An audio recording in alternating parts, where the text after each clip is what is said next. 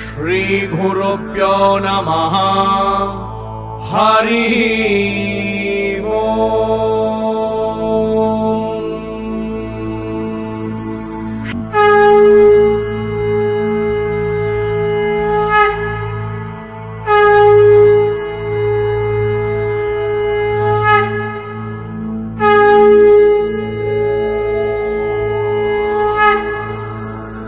పర్వతం మీద ఈ అమ్మవార్లను చూడడానికి వెళ్ళినప్పుడల్లా మనందరం అడుగు పెడుతున్నాం.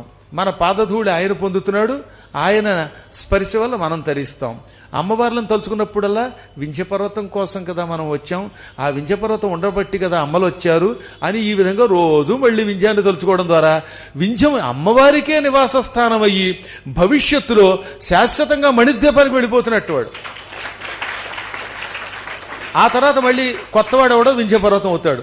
మీలో ఎవరైనా గురువు గారిని 2 తిట్లు తిడితే అక్కడికి వెళ్ళిపోయి వింధ్యపర్వతం అవ్వచ్చేమో, అప్పుడు మొట్టికేలు పడచ్చేమో, పడ్డాక మళ్ళీ తపస్సు చేయొచ్చేమో, ఏం చెప్పలేము. ఎవడు వింధ్యపర్వతం అవుతాడో, ఎవడు సంధ్యాపర్వతం అవుతాడో, ఎవడు మేరు పర్వతం అవుతాడో, ఎవడు ఉప్పల్ పర్వతం అవుతాడో తెలియదు. వారి వారి తపస్సులు అవన్నీ. ఈ విధంగా అక్కడికి వింధ్యపర్వతం కథ అలా అయ్యిందనమాట. అమ్మవారు వెలిసింది.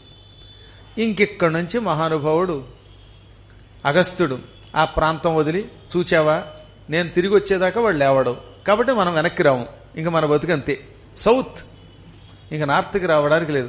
నార్త్కి వచ్చే అవకాశం పద్మాకర్ గారికి వదిలేసి మనం సౌత్లో ఉండిపోదాం అనుకుంటూ బయలుదేరాడు ఆయన. ఎంత తిరిగినా మనశ్శాంతి లభించలేదట. మహారాష్ట్రలో నాసికా త్ర్యంబకేశ్వరుడి దగ్గరికి వచ్చాక, గోదావరి తీరాన్ని చూచాక హమ్మయ్యాను కొంత శాంతి పొందాడు. అక్కడికి ఇక్కడికి తేడా ఏమిటి అంటే పెద్ద తేడా అనిపించలేదట. అక్కడ కాశీ విశ్వేశ్వరుడు ఉన్నాడు, ఇక్కడ త్ర్యంబకేశ్వరుడు ఉన్నాడు. అక్కడ గంగ ఉన్నది, ఇక్కడ దక్షిణ గంగ ఉన్నది. కానీ ఎన్ని ఉన్నా కాశీ కాశీయే అని మళ్ళీ తెలుసు ఆయనకి. అయినా గోదావరిని చూచిన తర్వాత కొంత ఆనందం పొందాడు. ఇక్కడి నుంచి బయలుదేరాడు. వారణాసి వలే అనిపించినా వారణాసి కాదులే అనుకుంటూ ఉంటే కొంతసేపటికి కోలాపురం వెళ్ళాడు. అక్కడ పందుల్ని చంపేవారు కాదట. వరాహ రూపంతో విష్ణు అక్కడ కొంతకాలం ఉన్నాడు. అందుకని ఆయన పేరు మీదుగా కోలాపురం అయ్యింది. అదే ఇప్పుడు కొల్హాపురం అని పిలుస్తాం. మహారాష్ట్రలో కొల్హాపురం ఉందా, ఆ కొల్హాపురం పేరు కోలాపురం. వరాహ అవతారంలో విష్ణు అక్కడ కొంతకాలం తపస్సు చేశాడు. అక్కడికే లక్ష్మీదేవి అలిగి వచ్చింది ఒక కల్పంలో. ఇప్పుడున్న కల్పం శ్వేతవరాహ కల్పం.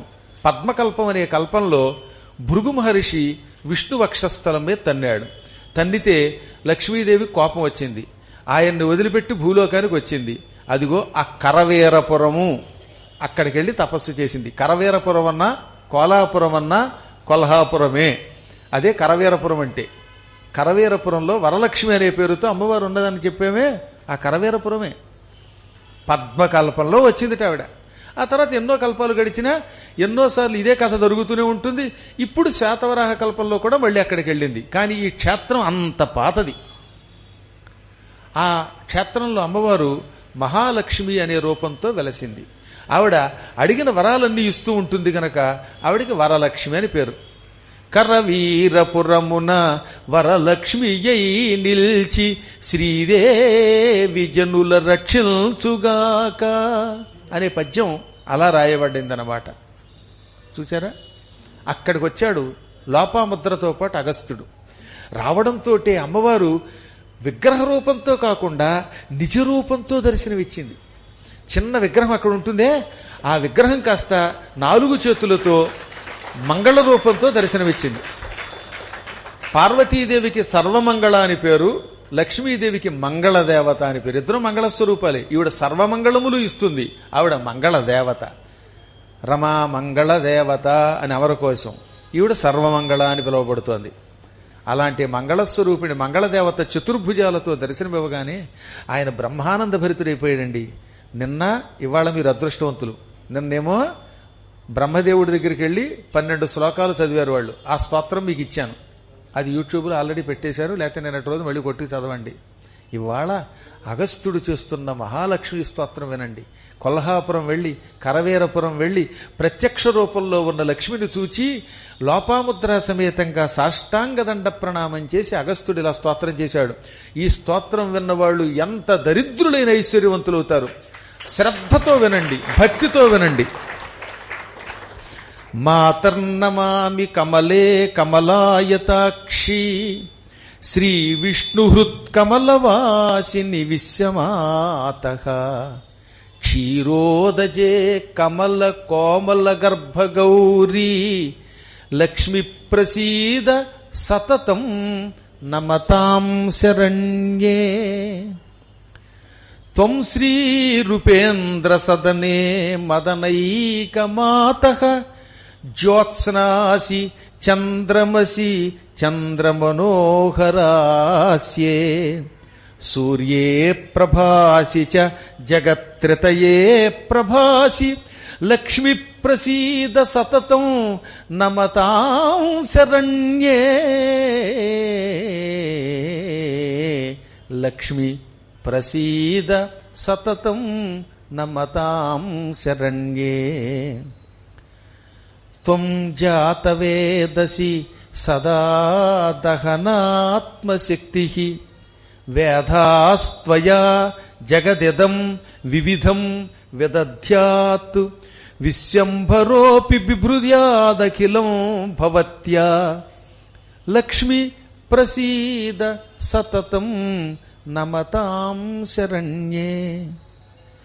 త్వత్యక్తమేతదమలే హరతే హరోపి త్వం పాసి హంసి విదధాసి పరావరాసి ఈడ్యో బభూవ హరిరప్యమలే త్వదాప్త్యా లక్ష్మి ప్రసీద సతతం నమతాం శరణ్యే. సూరస్సయేవ సగుణీ సబుధః సధన్యః సూరః సయేవ సగుణీ సబుధః సధన్యః మాన్యః సయేవ కులశీల కళాకలాపైః ఏకః శుచిః సహి పుమాన్ సకలేపి లోకే యత్రాపతేత్తవ శుభే కరుణాకటాక్షః. యస్మిల్ వసేః క్షణమహో పురుషే గజే స్వే స్త్రైణే తృణే సరసిదేవకులే గృహేన్నే రత్నే పతత్రిణి పసౌ శయనే ధరాయాం శ్రీకమేవ సశ్రీకమేవ సకలే తదిహాస్తి నాన్యత్. సశ్రీకమేవ సకలే తదిహాస్తి నాన్యత్. తత్పృష్టమేవ సకలం శుచితాం లభే తత్ తత్యక్తమేవ సకలం త్వశుచీహ లక్ష్మి. త్వన్నామ యత్ర చ సుమంగళమేవ తత్ర శ్రీవిష్ణుపత్ని కమలే కమలాలయేపి. లక్ష్మీం శ్రియంచ కమలాం కమలాలయాంచ పద్మాం రమాం నలినయుగ్మకరాంచ మాంచ క్షీరోదజాం అమృతకుంభకరామిరాంచ విష్ణుప్రియామితి సదా జపతాం క్వ దుఃఖం. విష్ణుప్రియాం ఇతి సదా జపతాం క్వ దుఃఖం.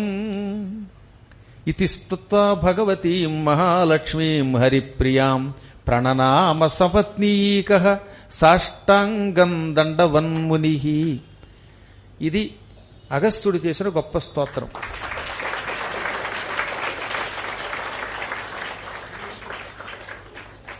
ఈ అద్భుత స్తోత్రం యొక్క సారాంశం చెప్పుకుందాం. తల్లి, నీవు లక్ష్మి అని పిలువబడతావు. ప్రతిదినము ఉదయం పూట లేచి లేవగానే భక్తితో నిన్ను తలుచుకుంటాను. నీవు విష్ణువు యొక్క హృదయ పద్మంలో ఉంటావు. సాధారణంగా అందరూ అమ్మవారు పద్మంలో ఉంటుంది అన్నారు. కేవలం పద్మంలో ఉండడం కాదు, విష్ణువు హృదయ పద్మంలో ఉంటావు. హృదయాన్ని పద్మంతో పోల్చారు. అమ్మవారు ఎప్పుడు తామర పువ్వులోనే ఉంటుంది. ఇది కాక శ్రీ మహావిష్ణువు యొక్క హృదయం అనే తామర పువ్వులో కూడా ఉంటుంది. అటువంటి నీకు నమస్కారం. తెల్లని రంగుతో, బంగారపు రంగుతో ఇతరులకు దర్శనమిస్తూ అనుగ్రహించే నీకు నమస్కారం చేస్తున్నాను. ఓ లక్ష్మి, నమస్కారం చేసిన వాళ్ళందరికీ కూడా అభయం ఇచ్చే నీ గురించి నమస్కరిస్తున్నాము, రక్షించు. నీకు నమస్కారం చేస్తాం, అప్పుడు నువ్వేం చేస్తావు? రక్షిస్తావు. అటువంటి నీకు నమస్కారం. ఇంద్రుడి దగ్గర స్వర్గలక్ష్మి అనే పేరుతో ఉంటున్నావు. ఇంద్రుడి దగ్గర ఒక లక్ష్మి ఉన్నది, ఏదంటే స్వర్గం అనే లక్ష్మి, అంటే స్వర్గ సామ్రాజ్యం. ఆ స్వర్గ సామ్రాజ్యం నీ రూపమే. విష్ణువు దగ్గర వైకుంఠం పేరుతో ఉంటున్నావు. చంద్రుడిలో వెన్నెల రూపంలో ఉంటున్నావు. చంద్రుడిలో ఉన్న వెన్నెల అమ్మ లక్ష్మియే. లక్ష్మి లేకపోతే చంద్రుడిలో వెన్నెల ఉండదు, అమావాస్య చీకట్లాగే ఏర్పడిపోతుంది ఆయనలో కూడా. సూర్య భగవానుడిలోని కాంతి నీవు, అటువంటి నీకు నమస్కారం. ఈ విధంగా సూర్యుడిలో సూర్యకాంతి, చంద్రుడిలో వెన్నెల, నక్షత్రాల్లో నక్షత్రకాంతి, స్వర్గంలో స్వర్గలక్ష్మి, వైకుంఠంలో వైకుంఠలక్ష్మి, ఇన్ని రూపములతో ఉంటూ భూమండలాన్ని 3 కాలములలో ధగధగలాడిస్తూ రక్షిస్తున్న నీకు నమస్కరిస్తున్నాను. అగ్నిహోత్రుడివి నువ్వే. ఎందుకని? అగ్నిహోత్రుడికి ఆ పేరు ఎందుకు వచ్చిందంటే భగభగ మండుతాడు కాబట్టి, 7 జ్వాలలు ఆయనలో ఉంటాయి కాబట్టి. ఆ 7 జ్వాలలు నీ నుంచి వచ్చినవే. నువ్వు లేకపోతే అగ్ని మండలేడు. అలా అగ్నిలో భగభగ మండే దహనం చేసే శక్తివి నీవు. ఆ శక్తికి నమస్కారం. నువ్వే బ్రహ్మవి. ఎందుకని? బ్రహ్మ సృష్టి చేస్తున్నాడు. ఆ సృష్టి చేసే శక్తి నీవిస్తున్నావు. నువ్వు లేకపోతే అడుగు కదల్చలేడు, ఏ ప్రాణిని సృష్టించలేడు. బ్రహ్మగారు ప్రాణులను సృష్టించడానికి కావలసిన శక్తి స్వరూపిణివి నీవే గనక నీవే బ్రహ్మవి, నువ్వే అగ్నివి, నువ్వే ఈ భూదేవి. భూరూపంలో ఇంతమందిని రక్షిస్తున్నావు. ఈ భూమిలో ఉన్న ఖనిజములన్నీ నీవే. అటువంటి నీకు నమస్కారం. నువ్వు లేకపోతే ఆ మనిషి పరమ దరిద్రుడైపోతాడు. నువ్వుంటే వాడు ఐశ్వర్యవంతుడవుతాడు. నువ్వుంటే వాడిని అందరూ గొప్పవాడని పిలుస్తారు. ఇక్కడ గొప్ప విషయం ఏంటో తెలుసా? లక్ష్మీదేవి బాగా ఉందనుకోండి, డబ్బు బాగా ఉందనుకోండి, అటువంటి వాడు సన్నగా చావడానికి సిద్ధంగా ఉన్నా, ఏది గట్టిగా చీమటపాకాయ శబ్దం విన్నా గుండె పేలిపోయినట్టుగా భయపడి పారిపోయే పిరికాడైనా ఆహా సూర్యుడండి అంటారు. తాటాకు టపాకాయ ఎక్కడో కిలోమీటర్ దూరం పెట్టి పేలుస్తట ఒకడు. మా చిన్నప్పుడు ఒక ఆయన ఉండేవాడు, ఆయనకి టపాకాయలంటే భయం.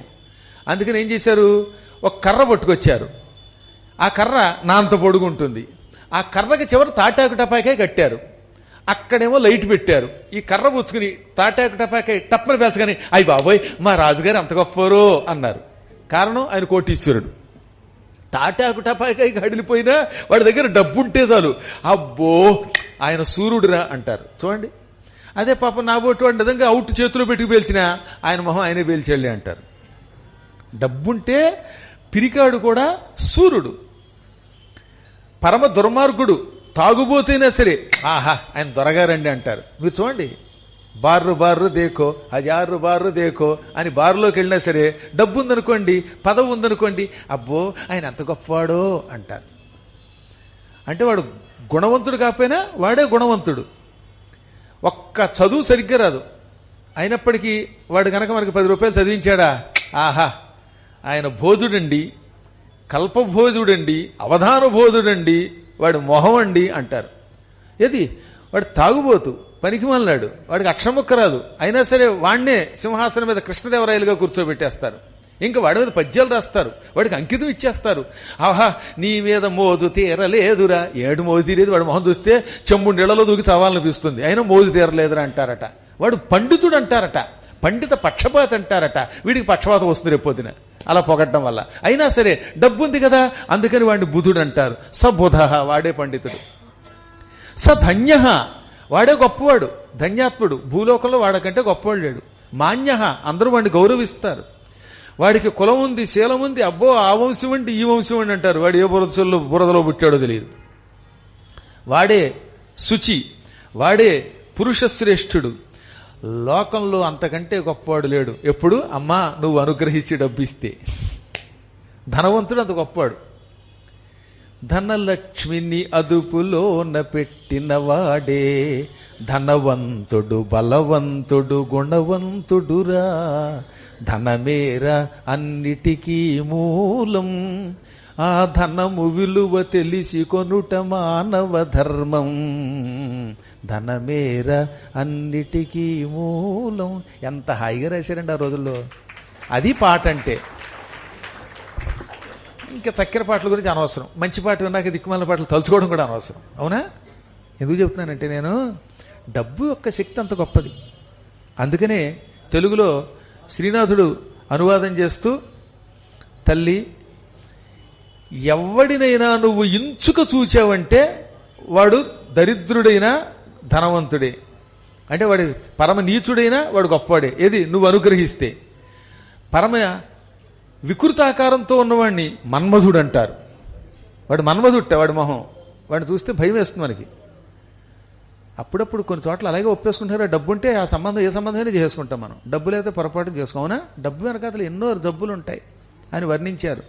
పొద్దున కూడా చెప్పానుగా, ఇంకో పద్యం చిన్న ఆట వెలదిలో రాశాడు లక్ష్మీదేవి గొప్పతనాన్ని, ఇంత సారాన్ని.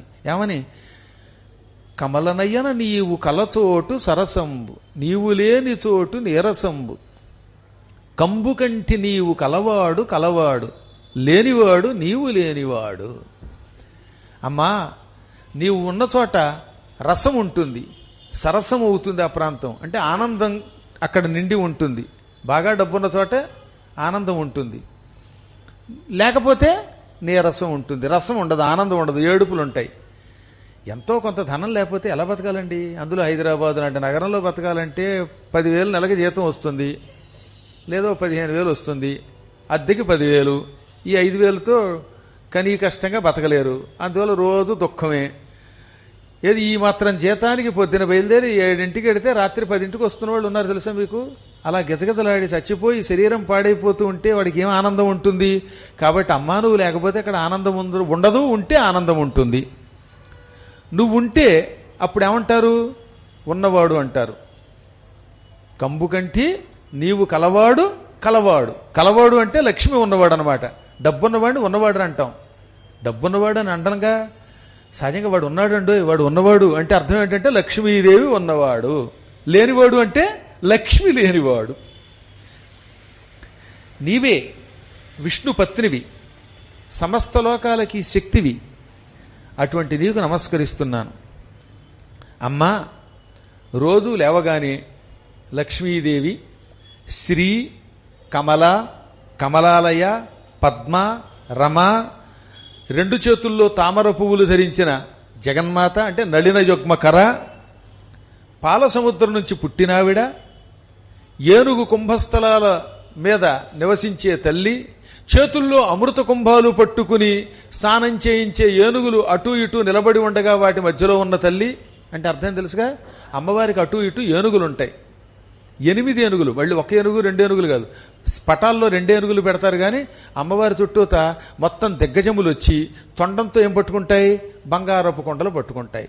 ఆ కొండల్లో ఏముంటుంది? ఆకాశగంగ ఉంటుంది. నిర్మలమైన ఆకాశ జలం ఏనుగులు కుండలతో పట్టుకొచ్చి బంగారపు కొండలతో ఆ కుండల మూతి నుంచి నెత్తి మీద పోస్తూ ఉంటే ఆ జలంతో ఆవిడ స్నానం చేస్తుంది. అందుకని అమ్మవారి చుట్టూత ఏనుగులుంటాయి అని ఊహించుకుంటే చాలట. దిగ్గస్థిభి కనక కుంభముఖావసృష్ట సర్వాహిని విమలచారు జలప్లుతాంగీం అన్నారు శంకరాచార్యులు వారు. దిగ్గస్థిభి అని బహువచనం వాడారు. దిగ్గజములు 8 దిక్కుల్లో 8 ఏనుగులున్నాయి. ఆ ఏనుగులకి తొండాలున్నాయి. ఆ తొండములతో బంగారపు కుండల్ని పట్టుకున్నాయి. ఆ కుండలతోటి ఆకాశగంగాజలం పట్టుకొచ్చాయి. ఆకాశగంగాజలంలో కాలుష్యం ఉండదు. అందువల్ల విమల స్వచ్ఛమైన నీరు. ఎందుకని? అక్కడికి మనం వెళ్ళలేదు కదా, మనతో పాటు ప్లాస్టిక్ పట్టుకెళ్ళం కదా, మన గుడ్డలు అక్కడ పారేయం కదా. ఈ సీసాలు, ఈ ప్లాస్టిక్ బాటిల్స్తో పాటుగా ఏమిటంటే కవర్లు, చెత్త చెదారం, బీడీలు, చొట్లు వెయ్యం. అందువల్ల స్వర్గంలో ఎలవ చేయరండోయ్. మీరు వీసా తీసుకున్నా, పర్మిషన్ తీసుకున్నా, కొరియర్ చేసినా అక్కడికి తీసుకెళ్ళినవారు. సూర్యకాంతం కాబట్టి యమగోల్లో ఒడియాలు పట్టుకెళ్ళింది. మనం ఒడియాలు పట్టుకెడదామంటే కుదరదు. కడియాలు వేసి 4 బాతుతారు, ఆ తర్వాత బయటికి గంటేస్తారు. ఎంత గొప్పదండి ఆవిడ సూర్యకాంతం గారు. ఆవిడ మీద ఈ మధ్యన 100 సంవత్సరాల అత్తగారు అనే పేరుతో పుస్తకం వేశారు వాళ్ళ అబ్బాయి పద్మనాభం గారు. నేను కూడా దానికి ఒక ఆశీర్వచనం ఇమ్మంటే ఇచ్చాను. హేమాహేమీలు రాశారు. ఆ పుస్తకం నాకు పంపించారు ఆయన. అసలు ఆ పుస్తకం చదువుతుంటే మనసు ఎక్కడికో వెళ్ళిపోతుంది. అంత గొప్ప ఆవిడ. అందులో గురువు గారు రాసిన వ్యాసం ఉంది కనుక బాగా చదవాలి. ఆ పుస్తకం కొనుక్కోండి. ఆవిడ కొడుకు అనంత పద్మనాభం, దిట్టకవి అనంత పద్మనాభం గారు అన్న ఆయన్ని వాళ్ళ సోదరి కొడుకుని పెంచుకుంది. సొంత పిల్లలు లేరు ఆవిడకి. ఆ కొడుకుని పెంచుకున్నది. ఆయన తల్లి మీద ప్రేమతోటి మంచి పుస్తకం తయారు చేశాడు. ఆవిడ ఎంత మంచిదో అందులో తెలుస్తుంది అనమాట మీకు. అందులో ముఖ్యంగా విజయ నిర్మలకి ఆవిడంటే చాలా ఇష్టం. అదేంటో తెలియదండి, అంత మంచి మనిషి సెట్లో ఒక్కసారి ఏది లైట్స్ ఆన్ కెమెరా అని అనగానే పాత్రలోకి పరకాయ ప్రవేశం చేస్తుంది. అప్పటిదాకా నా తల్లే ఇంకో ఒడియం వేసుకు తినవే, నీ మొహం తగలే, తినకపోతే చిక్కిపోతావే అని ఇక్కడ దాకా పెడుతుందిట. కోడలుగా ఈవిడ అత్తగారిగా ఆవిడ అవగానే జుట్టు ఇచ్చేసింది ఒక క్షణంలో వాళ్ళని అని చెప్పుకొచ్చింది ఓ రోజు నాకు విజయ నిర్మల్ గారు స్వయంగా చెప్పిన మాట. ఆ చచ్చి ఏ లోకానుందో మహాత్మురాలు విజయ నిర్మల్ గారు, ఆవిడ ఎంత చెప్పిందో సూర్యకాంతం గురించి నాకు ఎంత ఆశ్చర్యం కలిగిందో. గుత్తొంకాయ కూర ఆవిడే చెయ్యాలట, అప్పడాలు ఒడియాలు లేకుండా ఎవరికి భోజనం పెట్టదు. రోజు అంతంత క్యారేజీలంటే ఆవిడ తెచ్చేదిట. చంటి పిల్లల కంటే ఎక్కువ ప్రేమ మనస్తత్వం కలిగింది ఆవిడ. చాలా ఉత్తమురాలు, ఎంతో మందికి ఎన్నో పెట్టింది ఆవిడ. ఆవిడ వచ్చిందంటే పండగ షూటింగ్కి అంతమందికి ప్రేమగా కన్న తల్లి కంటే ఎక్కువ అన్నం పెట్టే ఆవిడ ఒక్కసారి గనక పాత్రలోకి పరకాయ ప్రవేశం చేసిందా చూసేవాళ్ళు హడిలిపోయి సూర్యకాంతం అనే పేరు పెట్టుకోవడం అనేశారు. చిత్రం తెలుసా మీకు? చాలా కాలం క్రితం అంజలీదేవి గారు ఒక ఆవిడకి కాకినాడలో టిక్కెట్ కొనిచ్చి మద్రాసులో వంట చెయ్యాలి, అక్కడికి వెళ్ళి నిన్ను చాలా బాగా చూసుకుంటారని టిక్కెట్ ఇచ్చారట. కాకినాడలో సర్కార్ ఎక్స్ప్రెస్ ఎక్కాలి ఆ రోజుల్లో. టిక్కెట్ అంజలీదేవి గారు ఇచ్చారు. టిక్కెట్ ఇచ్చుకున్న తర్వాత అంజలీదేవి గారు స్వయంగా ఈ వంట ఆవిడ రైలు ఎక్కించడానికి వచ్చిందిట. ఆ రోజుల్లో కాబట్టి కుదిరింది అనుకోండి, ఇప్పుడంటే కుదరదు. కానీ ఏనాటి మాట ఇది? 1953, 54 నాటి మాట. ఆ తర్వాత స్టేషన్కి వచ్చాక అంజలి గారు మీరు వచ్చారు స్టేషన్కి, ఏమిటంటే సూర్యకాంతం గారికి వంటకి మనిషి చేదుట, అందుకని వంట మనిషిని పంపించమంటే వంట వండి మాట్లాడి టిక్కెట్ ఇచ్చాను, సూర్యకాంతం గారికి వంట మనిషిని పంపడానికి రైల్వే స్టేషన్కి వచ్చాను. కానీ ఆవిడ అమ్మ బాబు సూర్యకాంతం గారి ఇంట్లో వంట అని టిక్కెట్ అక్కడ పారిపోయిందిట. టిక్కెట్ పారిపోయిందిట. ఈ వ్యాసాలన్నీ అందులో ఉంటాయి. అంత మంచి ఆవిడని తెలియక ఆవిడ పేరు చెబితే అడిగిపోయేవారు. చూసారా? ఎందుకు చెప్తున్నానంటే ఆవిడికి కుదురుతుంది. ఆవిడ చాలా ఉత్తమురాలు. ఏ లోకానికైనా అప్పడాలు పట్టుకెళ్ళగలదు, ఒడియాలు పట్టుకెళ్ళగలదు. మనతో పాటు మాత్రం మనం ఏమీ పట్టుకెళ్ళలేము. అందువల్ల స్వర్గానికి వెళ్ళినా అక్కడ మనం ఈ ప్లాస్టిక్ పట్టుకెళ్ళలేము. అందువల్ల స్వర్గజలం ఎప్పుడూ స్వచ్ఛంగా ఉంటుందిట. అందుకని ఏం చెప్పారు? దిగ్గస్థిభి కనక కుంభ ముఖ అవసృష్ట స్వర్వాహిని విమల చారు జల పులత అంగీం. ఆకాశగంగ ఉన్నది. ఆ ఆకాశగంగ ఎలా ఉంటుంది? స్వచ్ఛంగా ఉంటుంది. అది ఇంకా ఎలా ఉంటుంది? చారు అందంగా ఉంటుంది. ఏమంటే నీరు అందంగా ఉండడం ఏమిటి, ఇలా ఎందుకు రాశారు శంకర్లు అని మీరు అడగద్దు. ఒక్కొక్కసారి కొన్ని నదుల నీళ్ళకి వెళ్ళండి, ఆ నీళ్ళని చూస్తే నల్లగా ఉండి భయం కలుగుతాయి. ఇప్పటికి కూడా అమర్నాథ్ ఎడుతున్నప్పుడు శేషనాగనే సరస్సు ఉంటుంది, ఆకుపచ్చ రంగులో ఉంటుంది ఆ నీరు. అది చూస్తే భయం వేస్తుంది మనకి. పావును చూసిన అనుభూతి కలుగుతుంది, విషాన్ని చూసినట్టు భయం కలుగుతుంది. కొన్ని నదుల నీళ్లలోకి దిగాలంటే భయం కలుగుతుంది. కారణం ఆ నీరుని చూస్తేనే ముందు మనకి భయం కలుగుతుంది. కొన్ని నీళ్లు అందంగా ఉండి దిగి స్నానం చేయాలనిపిస్తాయి. గోమతి నదికి వెళ్ళండి, అక్కడికి వెడితే ఆవిడకి భయం వేయదు, డుబుక్కుని దూకుతారు. అదే ఇంకో పెద్ద వరద వచ్చినప్పుడు గంగకి వెళ్ళండి, హడిలి పారిపోతాడు. అవునా? అంటే ఆ నీటిని చూస్తే భయం కలిగిందనమాట. అందువల్ల ఆకాశగంగా జలం స్వచ్ఛ జలం, అందమైన జలం. ఆ నీరు ఏనుగులు పోస్తూ ఉంటే పులత తడపబడి అంగీం అవయవములు కలిగింది. తడపబడిన అవయవములు కలది అంటే ఆవిడ శరీర అవయవాలన్నీ ఆ నీటితో తడుస్తున్నాయన్నమాట. కాబట్టి ఇప్పుడు ఆవిడ చుట్టూ ఎవరున్నారు? ఏనుగులున్నాయి. ఎన్ని ఏనుగులు? 8 ఏనుగులు. ఈ 8 ఏనుగులు తమ తొండంతో చెంబులు పట్టుకున్నాయి, అందులో నీరుంది. ఇలా నీటితో ఉన్నటువంటి కొండలు పట్టుకున్న ఏనుగులు చుట్టూ కలిగిన లక్ష్మి అని నిన్ను తలుచుకోవాలి. అంటే ఇప్పుడు లక్ష్మిని ఎలా తలుచుకోవాలి? పొద్దున్న 1 లక్ష్మి, 2 శ్రీ, 3 కమల, 4 కమలాలయ, 5 పద్మ, 6 రమ, 7 తామర పువ్వులు చేత్తో పట్టుకున్నావిడ, 8 పాల సముద్రం నుంచి పుట్టినావిడ, 9 ఏనుగులు చుట్టూ ఉండగా ఆ ఏనుగుల మధ్యలో కూర్చున్నమ్మ. అలా నిన్ను సదా ఎల్లప్పుడూ తలుచుకుంటూ చివర్న విష్ణుప్రియ అని తలుచుకుంటే, అలా జపించేవాడికి దుఃఖం ఎక్కడుంటుంది అనగా ఈ నామములతో నిన్ను తలుచుకున్నవాడు జీవితంలో దుఃఖం పొందడు. ఎంత అద్భుత స్తోత్రం అండి అది. నేను ఈ కాశీఖండం చెప్పడానికి ఎన్నాళ్ళైనా చెప్పొచ్చు. ఈ స్తోత్రానికి ఎంత అర్థం ఉందంటే, కష్టపడి క్లుప్తం చేస్తున్నానంటే ఇంకా ఎంత అద్భుతమైన చరిత్ర ఆలోచించండి. ఇలా విష్ణుప్రియామితి సదా జపతాం క్వ దుఃఖం, ఈ నామములతో నిన్ను తలుచుకున్నవాడికి, ఎల్లప్పుడూ నిన్ను తలుచుకున్నవాడికి దుఃఖముండదు, మహాసుఖములు కలుగుతాయి. ఇలా పలికి సాష్టాంగ దండ ప్రణామం చెయ్యగానే అమ్మవారు ఆసనం మీద నుంచి దిగివచ్చి అతని నెత్తి మీద చెయ్యి పెట్టి దీవించింది. ఇంకెంతసేపు పడుకుంటావు? లే అంది.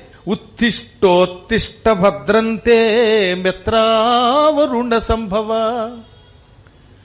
సూర్యభగవానుడి వల్ల, వరుణుడి వల్ల కలశం నుంచి పుట్టిన ఓ కలశ సంభవ, కుండలోంచి పుట్టిన అగస్త్య, లే లే, నీకు శుభం కలుగుగాక అన్నది. లక్ష్మీదేవి లేనాయన పైకి లే, పడుకున్న చాలు, శుభం కలుగుతుంది అనగానే ఆయనకి ఆనందం కలిగి లేచి నిలబడ్డాడు. కొంతమంది అంతే, గురువుగారు వెడతామన్నా సరే దిగనెవరు, ఆయన కాళ్ళు పట్టుకుని లే అంటే లేస్తారు. పాపం గురువుగారు లేవమంటే లేస్తారు, పక్కనున్న పరమేశ్వరుడు లేవమంటే లేవరు. పాపం రోజు ఆయన లేవండరా గురువుగారు వెళ్ళాలరా బాబు అంటే ఎవ్వరూ వినలేదు. పాపం గురువుగారు లేవమంటే మాత్రం ఇంకొక క్షణం అండి అని గారం చూపించి లేస్తారు. అలాగే లక్ష్మి లేవమంది, పద్మ లేవమంది. పద్మ లేవమన్నాక లేవకుండా ఎవడన్నా ఉంటాడా? లేచాడా. లేచాక ఈ స్తోత్రం చాలా గొప్పది నాయన, ఈ స్తోత్రాన్ని 40 రోజులు విడిచిపెట్టకుండా చదివిన వాళ్ళ ఇంట్లో నేనుంటాను, నేనున్నానంటే అక్కడ అన్ని సుఖాలు ఉంటాయి. ఈ రాజపుత్రికతో కలిసి సుఖాలు అనుభవించు, నువ్వేం భయపడక్కర్లా. కాశీకి వెళ్ళను, ఇక కాశీలో ఉండడం లేదు అనే బాధ విడిచిపెట్టు. ఎందుకనంటే నీ చేత ఇంత గొప్ప పని చేయించుకున్న విశ్వేశ్వరుడు ఆనాడు వింధ్యపర్వతాన్ని అనుగ్రహించినవాడు నిన్ను అనుగ్రహిస్తాడు. విశ్వేశ్వరుడిని తలుచుకోవటం వల్ల కదా వింధ్యపర్వతం మీద అమ్మవారు వెలిసింది, ఆయన కీర్తి వచ్చింది. పోయే కాలం వచ్చినా మళ్ళీ సుఖం వచ్చింది. అలాగే నువ్వు కాశీని విడిచినా నీకు ఒక అపూర్వ సుఖం ఇస్తాడు. నువ్వు నీ భార్యతో పాటు కొంతకాలం పాటు ఆకాశంలో ఈ యుగాంతం అయ్యాక, ఏది కలియుగాంతం అయిపోయాక, ఈ 28వ కలియుగం అయిపోయాక నక్షత్ర రూపంలో ఉంటావు. ఇప్పుడు ప్రస్తుతం ఆకాశంలో అగస్త్య నక్షత్రం అని ఒక నక్షత్ర రూపంలో ఉంటాడు ఆయన. ఇది 28వ కలియుగం. ఆ నక్షత్రాన్ని అగస్త్య నక్షత్రం అంటారు. ఆయన శరత్కాలంలో అంటే ఆశ్వయుజ మాసంలోనూ కార్తీక మాసంలోనూ స్పష్టంగా దక్షిణం దిక్కున రాత్రిపూట ధగధగ వెలుగుతూ కనపడతాడు. ఆయన రాగానే నదులలో ఉన్న నీరులో ఉన్న బురదంతా కిందకి దిగిపోయి నది నీరు స్వచ్ఛంగా మారిపోతుంది. అందుకే అగస్త్య నక్షత్రం ఇండుపుకాయతో పోల్చారు. పూర్వం నదులకు వరద వచ్చినప్పుడు నీరు కుండతో తెచ్చి ఏం చేసేవారు, ఇండుపుకాయ అరగదీసి అందులో పెట్టేవారు. అప్పుడు ఏమవుతుంది, బురద కిందకి దిగిపోయి మంచి నీరు పైకి వస్తుంది. పైగా ఇండుపుకాయ క్రిముల్ని చంపేస్తుంది. ఇందులో కెమికల్స్ లేవు. ఈ ఫిల్టర్డ్ మనం తెచ్చుకున్న ఇంట్లోకి తెచ్చుకున్న ఈ ఆక్వా గార్డుల్లో వాటిలో కెమికల్స్ ఉంటాయి, ఇందులో కెమికల్స్ ఉండవు. అందువల్ల ఆ నీళ్లు తాగితే మోకాళ్ళ నొప్పులు రావు, ఈ నీళ్లు తాగితే మోకాళ్ళ నొప్పులు వస్తాయి. అంత గొప్ప నక్షత్రం ఆయన. ఇండుపుకాయ లాంటి వాడు, నది నీరులో బురద తగ్గిస్తాడు. అలా నక్షత్రంగా నువ్వు నీ భార్య పక్కపక్కన ఉండండి. పైనుంచి కాశీని చూడండి. మీరు దక్షిణానికి వెళ్లి తిరిగి ఉత్తరానికి రారు గనక ఈ వింధ్యపర్వతం పైకి లేవదు. దీనివల్ల మాకేమిటి ప్రయోజనం అనుకుంటావేమో. ఈ యుగం అయిపోయాక మళ్ళీ 29వ కృతయుగం, 29వ త్రేతాయుగం, 29వ ద్వాపర యుగం, 29వ కలియుగం వస్తాయి. అంటే నెక్స్ట్ రాబోయేది 29వ మహాయుగం. అప్పుడు ద్వాపర యుగంలో నువ్వు వ్యాసుడనే పేరుతో పుట్టి 18 పురాణాలు రాస్తావు. అంటే ఇతనికి భవిష్యత్తులో వ్యాసుడి పదవి వచ్చిందిట. అప్పుడు నీకు లాభమేమిటి? ఏకోనత్రింశకే బ్రహ్మన్ సత్యం వ్యాసో భవిష్యతి తదా వారాణసీం ప్రాప్య సిద్ధిం ప్రాప్స్యభీప్సితాం. 29వ ద్వాపరయుగంలో వ్యాసుడిగా పుడతావు. అప్పుడు వ్యాసుడి రూపంలో కాశీకి వెడతావు. కాశీకి వెళ్లి నీవనుకున్న పనులు నెరవేర్చుకుంటావు. న్యస్య వ్యాధాన్ పురాణాని ధర్మాన్ సముపదిశ్య చ. మళ్ళీ పురాణములు 18 రాస్తావు. మత్స్య మార్కండేయ భవిష్య భాగవత బ్రహ్మ బ్రహ్మాండ బ్రహ్మ వైవర్త వరాహ వామన వాయు విష్ణు అగ్ని నారద పద్మలింగ గరుడ కూర్మ స్కాంద పురాణములనే 18 పురాణాలు రాస్తావు. ఈ 18 పురాణాలు మళ్ళీ పద్మాకర్ గారు అని ఆయన చెబుతాడు. ఈ పద్మాకర్ గారు వైకుంఠానికి వెళ్ళిపోతారు. ఆ టైంలో ఈయన మీద భక్తితో ఉన్నవాళ్ళు ఎవరో, ఇలాంటి వాళ్ళు ఎవరో సేవ చేస్తారుగా, జై గురో గురోహ బలం ప్రవర్ధతం అన్న వాళ్ళు ఉంటారుగా. అలా అరిచిన వాళ్ళలో ఎవరి మీదో దారి చూపించి ఆయన పద్మాకరుడిగా పుట్టిస్తాట. అప్పుడు నువ్వు రాసిన పురాణాలు ఆ పద్మాకర్ గారు చెబుతారు. ఏది? ఈ యాదవనగర్లో, ఈ కృష్ణాలయంలో. ఆ తర్వాత వేదాలు విభజిస్తావు, ఇంకా పురాణములతో పాటు ధర్మములన్నీ చెబుతావు, లోకములకు హితం చేకూరుస్తావు. అప్పుడు కాశీలో చివరి క్షణాల్లో నివసిస్తావు. వ్యాసుడికి మాత్రమే చివరి క్షణాల్లో కాశీలో ఉండే అవకాశం ఉంటుంది. అప్పుడు నువ్వు శాశ్వతంగా ముక్తి పొందుతావు. ఇది నేను నీకు ఇస్తున్న వరం అని కొల్హాపుర మహాలక్ష్మి వరం ఇచ్చింది. ఈలోపు కాశీకి వెళ్లలేదు అని బెంగెట్టుకోవద్దు. పంచక్రోశ యాత్రకి ఇక టిక్కెట్లు లేవు అని అనౌన్స్ చేశారని బెంగెట్టుకోవద్దు. ఈలోపు ఏం చేస్తావు? పద్మాకర్ గారు చెప్పిన కాశీఖండం విను. ఆ ఖండం నువ్విచ్చిందే ఆయనకి కూడా. ఆ తర్వాత దక్షారామానికి వెళ్ళు. తుల్యభాగా తీరంలో ఉన్న ఈక్షణ ముక్తేశ్వరుడు, అంటే ఇప్పుడు సంపర అంటున్నాను దాన్ని, ఆ ఈక్షణ ముక్తి కాశీ వచ్చి అదృష్టవశాత్తు ఇక్కడ ఒక ఆశ్రమం కట్టుకుని అందులో బిల్వవనం వేసుకుని ఆ బిల్వవనంలో రకరకాలైనటువంటి పువ్వుల తోటలు కూడా నాటుకుని జాజి, విరజాజి, సన్నజాజి, మల్లెతీగలు నాటి వాటికి నీళ్లు పోసి ఆ పువ్వులు పట్టుకెళ్లి అమ్మవారికిచ్చి గణపతికిచ్చి బిల్వపత్రాలతో శివుణ్ణి పూజిస్తూ తరిస్తున్నాడు ఆయన. శాశ్వతంగా కాశీలో ఉండిపోదాం అనుకున్నాడు ఆయన. ఎంతో కష్టపడి మంచి ఆశ్రమం కట్టుకున్నాడు ఆయన. కాబట్టి కట్టాడులేండి.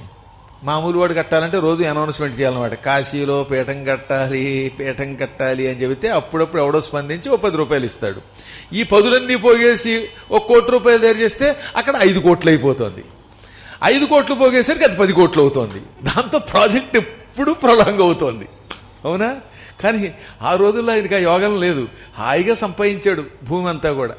పాతకాలంలో ఇక్కడ ఎంతండి గజం? మా చిన్నప్పుడు 1979లో కవాడిగూడలో గజం 2 రూపాయలు కొన్నారు మా వాళ్ళు. గజం 2 రూపాయలు. ఇప్పుడు గజం 2 లక్షలు అంటే లేదు. కాలప్రభావంలో పెరిగిపోతూ ఉంటుంది. ఆ కాలం కనుక ఆయన అదృష్టం బాగుండి ఆశ్రమం కట్టుకున్నాడు. ఇప్పుడు ఆశ్రమం వదిలి వెళ్ళిపోవాలి. ఇంకా కాశీలో ఉండే అవకాశం ఉండదు. కారణం ఏమిటి ఇప్పుడు చెబుతున్నాను. వింధ్య పర్వతం యొక్క పొడుగుని తగ్గించాలి అంటే ఎవరి వల్ల కాదు, ఒక్క అగస్త్యుడు వెడితేనే ఆయన నమస్కరిస్తాడు. అగస్త్యుడు కనబడితే ఎంత గొప్పవాడైనా నమస్కరించాలి. నమస్కరించాలంటే పొడుగ్గా ఉన్నవాడు ఏం చేయాలి? కర్ర పడ్డట్టు నేల మీద పడాలి. అప్పుడు పడితే ఏమవుతుంది? కొండ పొడుగ్గా ఉన్నది కాస్త నేల మీద పడిపోతుంది. అప్పుడు సూర్యుడు వెడతాడు. తనంత తాను దండం పెట్టినటువంటి వాడిని శాపం పెట్టచ్చా? పెట్టకూడదు. కాబట్టి ఏం చేయాలి? ఈయన, నాయన నువ్వు ఇలా ఉండు అనాలి. ఎంతకాలం? నేను తిరిగి వచ్చేదాకా.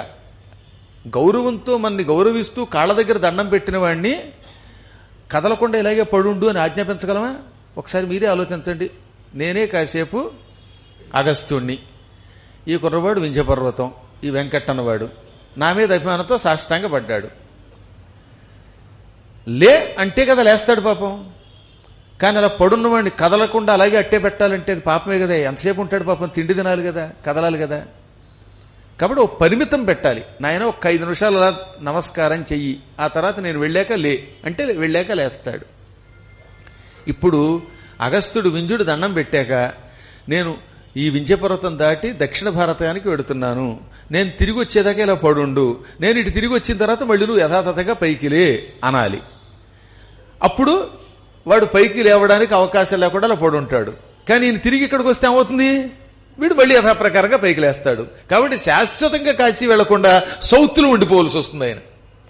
అందుకని బాధపడుతున్నాడు. శాశ్వతంగా నేను కాశీకి దూరం అయిపోతాను. ఒక పక్కన బృహస్పతి, మరో పక్కన ఇంద్రుడా, మరో పక్కన దిక్పాలకుల, ఇంతమంది గొప్పవాళ్లు వింధ్యపర్వతాన్ని ఏమీ చెయ్యలేక నా దగ్గరకు వచ్చినప్పుడే నేను అనుమానించాల్సింది. ముఖమాటానికి వెళ్ళాను, మొగమాటానికి వెళ్లి లొంగిపోయాను. దాంతో ఇప్పుడు కాశీకి దూరం అయిపోతున్నాను. ఎంత గొప్పది ఈ కాశీక్షేత్రం! ఈ కాశీక్షేత్రంలో మరణించిన చీమ, దోమ, కప్ప అన్నీ కూడా ముక్తి పొందుతాయి. అందుకని మోక్షం పొందడానికి ఎంతో కష్టపడి ఇక్కడికి వస్తే ఈ మోక్షభూమి నుంచి నన్ను దేవతలంతా బయటికి గంటేస్తున్నారు. సాధారణంగా కాశీలో ఉండాలంటే దానికి ఒక ఆయన అనుగ్రహం ఉండాలి. ఆయనే దండపాణి. ఆయన విశ్వనాథుడి ఆలయానికి ఎదురుగుండానే ఉన్న ఆలయంలో ఉంటాడు. ఇప్పుడు కొత్తగా కన్స్ట్రక్షన్ అవటం వల్ల చాలా మందికి తెలియట్లేదు, కానీ సరిగ్గా విశ్వనాథుడి ఆలయానికి ఎదురుగుండా ఉంటుంది దండపాణి ఆలయం. అందులో ఉన్న దండపాణి అసలు పేరు హరికేశుడు. ఆయన ఒక యక్షుడు, పిల్లి కళ్ళ వంటి పచ్చని కళ్ళు కలిగిన వాడు. ఆయన పెత్తనం చాలా గొప్పది. ఎవరైనా కాశీలో ఉండాలంటే ఆయనకి నమస్కరించాలి. అందుకే అక్కడికి వెళ్ళినప్పుడు దండపాణి అని ఆయన పేరు చెప్పి ఆయనకు నమస్కారం చేయిస్తారు. కాశీకి వెళ్ళినప్పుడు దండపాణి తండ్రి అనుగ్రహించు అంటేనే మనం అక్కడ ఉంటాం, లేకపోతే ఆయన కర్రోటు పట్టుకుని గెట్ అవుట్ అని బయటికి గంటేస్తాడు. అగస్త్యుడు బయటికి పోవడానికి మూల కారణం దండపాణిట. కాబట్టి దండపాణి ఎంత గొప్పోడో ఆలోచించండి. అయ్యో దండపాణికి రోజు నమస్కారం చేయటం మర్చిపోయి ఉంటాను, అందుకే బయటికి పోతున్నానని బాధపడ్డాడు ఈయన. ఇంకా కాశీలో విఘ్న దేవతలు కొందరున్నారు. అందులో ఒకడు డుంటి విఘ్నేశ్వరుడు. కాబట్టి అప్పుడప్పుడైనా కాశీ వెళ్ళినప్పుడు శివుడి దర్శనానికి వెళ్లే ముందు ఈ డుంటి విఘ్నేశ్వరుడికి దండం పెట్టాలి. అప్పుడు కాశీలో ఏ విఘ్నము లేకుండా ఉంటాం. ఇక ఇది కాకుండా ఒక ఇద్దరుంటారండోయ్, ధాత విధాత. ఇందులో ధాత అన్నవాడు ఏం చేస్తాడు, కాశీకి అడుగు పెట్టగానే మనకి చిక్కులు పెడతాడు. అంటే కాశీ మీద అసహ్యం కలిగేలా చేస్తాడు. సరిగ్గా కాశీలోకి రాగానే రైల్వే స్టేషన్లో నీ పరుసుపోతుంది అనుకోండి, ఛీ కాశీకి వచ్చాను పరుసుపోయింది అని నీకు కాశీ మీద విరక్తి కలగాలి. అందుకని ఈ ధాత అన్నవాడు దొంగాడి ద్వారా లేకపోతే వీడ దొంగయి పరుసు కొట్టేలా చేస్తాడు. ఆ చిన్న చిక్కుకి కనుక నువ్వు బాధపడ్డావా ఇక కాశీకి దూరం అయిపోతావు. అక్కడ నిలదొక్కుని పద్మాకర్ గారు చెప్పారు, కాశీఖండంలో ధాత అన్నవాడు చిక్కు పెడతాట, అందువల్ల ఆ చిక్కుల్లోంచి బయటపడడానికి విధాత అన్నవాడిని తలుచుకోవాలట అని ఆ ధాతకి విధాతకి దండం పెడితే వెంటనే ఇంకోడెవడో వచ్చి పోయిన పొరుసైనా ఇస్తాడు, లేదా 100 రూపాయలు పోతే 200 చేతిలో పెట్టి దండం పెట్టి వెళ్ళిపోతాడు. పోయింది 100, వచ్చింది 200. సంభ్రముడు ఉద్భ్రముడు అని ఒక ఇద్దరు ఉంటారు. ఈ సంభ్రమోద్భ్రములు ఏం చేస్తారు, కాశీకి రాగానే తగాదా పడేలా చేస్తారు. అంటే ఆటో వాడు వచ్చి 100 రూపాయలు అడిగి దిగిన తర్వాత 200 అడుగుతాడు, వాడితో తగాదా. లేదా ఎవడో కిళ్ళి నవిలి టిక్కను ఉమ్ముతాడు, దాంతో మనకు అసహ్యం కలుగుతుంది. అప్పుడప్పుడు కాశీలో కొన్ని చోట్ల చూసారా, కిళ్ళి ఉమ్ములు, సిగరెట్లు, బీడీ వాసన వస్తుంది. కాశీ ఏదో గొప్పదని వచ్చాం, తీరా వస్తే ఈ ఉమ్ములేమిటి, ఈ దుమ్ములేమిటి, ఈ వాసనలేమిటి అని మనకి కాశీ మీద అసహ్యం కలిగేలా చేసేవాడు ఈ సంభ్రముడు. అప్పుడు గురువు గారిని తలుచుకోండి, జై విశ్వేశ్వర అనండి. అప్పుడు ఉద్భ్రముడు అన్నవాడు ఏం చేస్తాడు, మనకి ఇదంతా పరీక్షరా, ఎలా ఉన్నా నేను కాశీని విడిచిపెట్టను అనుకోరా, అప్పుడు తరిస్తావు అని మళ్ళీ మనకి కాశీ మీద ప్రీతి కలిగేలా చేస్తాడు. అందుకని సంభ్రముడు ఉద్భ్రముడు, ఈ సంభ్రమోద్భ్రములు ధాత విధాత, డుంఠి విఘ్నేశ్వరుడు, దండపాణి, వీళ్ళందరూ నిరంతరం కాశీలో ఉండేలాగా ఉండకుండా చేస్తారు. వాళ్లలో ఎవరికైనా నేను అపచారం చేశానేమో అని బాధపడ్డాడు. ఇప్పుడు అర్థమవుతుందా కాశీ వెళ్ళినప్పుడు ఏమవుతుందో? కాశీ వెళ్ళగానే ఈ సంభ్రముడు అన్నవాడు ఏం చేస్తాడనమాట, నువ్వు ఒక విస్తరాకు వేసుకుని అందులో మాగాయ ముక్క వేసుకుని తిందాం అనుకుంటే అందులో పక్కవాడు కూర్చునేలా చేస్తాడు. దాంతో నీకు మండిపోయి నాకెందుకు ఈ కాశీ, నాకు రిటర్న్ టికెట్ చేసేయి అంటాడు. అప్పుడు మీరు కనుక మీ గురువులో విశ్వేశ్వరుడో తలుచుకుంటే, ఓహో దిక్మాలను మాగాయ ముక్క కోసం ఈ కాశీ నుంచి రిటర్న్ జర్నీ టికెట్ అడుగుతున్నానేమిట్రా, పోతే మాగాయ పర్వాలేదు, మాగాయ పైన ఇక్కడ జాగా ఉంటే చాలు అనుకుంటాడు మళ్ళీ. అందుకని గురువుని తలుచుకోవాలి ఆ టైంలో. ఇలా ఎన్ని పరీక్షలు. అయ్యో మీరంతా నాకు ఎంత అన్యాయం చేస్తున్నారు అని కాసేపు వాళ్ళందరినీ తలుచుకున్నాడు. కాశీ విశ్వేశ్వర, నీకెంత సేవ చేశాను, ప్రతిదినము మణికర్ణికా ఘట్టంలో స్నానం చేసి స్వయంగా చెంబుతో నీరు పట్టుకొచ్చి నీ శిరస్సును పోసి అభిషేకించానే, అటువంటి నాకు ఆ అభిషేక జలం కళ్లల్లోంచి కిందకు వచ్చేలా చేసావా అన్నట్ట. అంటే అర్థమైందా, నీరు ఆయన నెత్తి మీద వస్తే నాకు కన్నీరు వచ్చేలా చేస్తావా, నీకు దూరమే నేను ఎలా బతుకుతాను అని కాసేపు ఏడ్చాడు. అసలు కొంతకాలం ఒక ఊళ్ళో ఉంటే ఆ ఊరి మీద వ్యామోహం వస్తుందండోయ్. ఆ ఊరితో మనకి ఏ సంబంధం ఉండదు, కానీ 4 రోజులు తణుకులో వెళ్లి అక్కడున్న ఒక వీధిలోకి వెళ్లి పుణుకులు తింటే ఆ పుణుకుల మీద వ్యామోహంతో తణుకు విడిచిపెట్టలేరు. ఇది జరిగింది. తిప్పాపట్ల రామకృష్ణ శాస్త్రి గారని నా పక్కనే ఉండేవారు, ఎంతో ప్రేమ ఆయనకి. ఆయన చెప్పేవారు, ఆయనకి తెలుసున్న ఓ బంధువు ఉండేవట, ఆయన రోజు అక్కడ ఒక హోటల్ ఉండేదిట. అందులో పెసరట్టు ఉప్మా కోసం బ్యాంకు ఉద్యోగంలో యావత్ జీవితం ప్రమోషన్ వదులుకుని క్లర్కుగా ఉండిపోయాడు కేవలం. ఇది స్వయంగా ఆయన చెప్పిన మాట. ఎంత మంచివాడో రామకృష్ణ శాస్త్రి గారు అంటే, ఆయన ఒక అనుభవం చెప్పారు. ఈ మధ్యనే పోయారు. ఆయన భార్య ప్రభావతి గారు గురువు గారు అంటే ఎంతో సేవ చేసి వచ్చారు. 70-80 ఏళ్ళు ఆవిడికి. అందువల్ల ఆవిడ చెప్పిన మాటలు వింటే నాకు ఆశ్చర్యం కలిగేవి. ఆయన చెప్పిన మాటలు వింటే కేవలం టిఫిన్ కోసం ప్రమోషన్ మానేసేట. మానవులకి ఎంత వ్యామోహం చూసారా.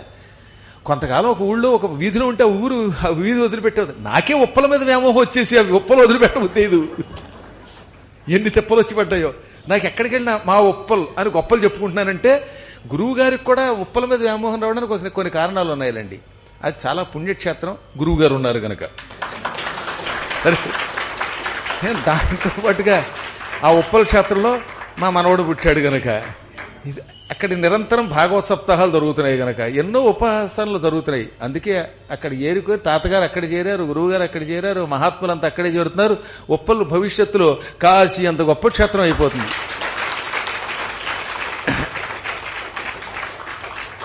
అంటే నేను కొంచెం ఊరికే అలా అన్నా వ్యామోహానికి అతీతంగా ఉంటాను, కానీ సామాన్యుడు వదిలి వెళ్ళలేడండి. కొంతకాలం ఉన్న ఇల్లు వదలలేరు.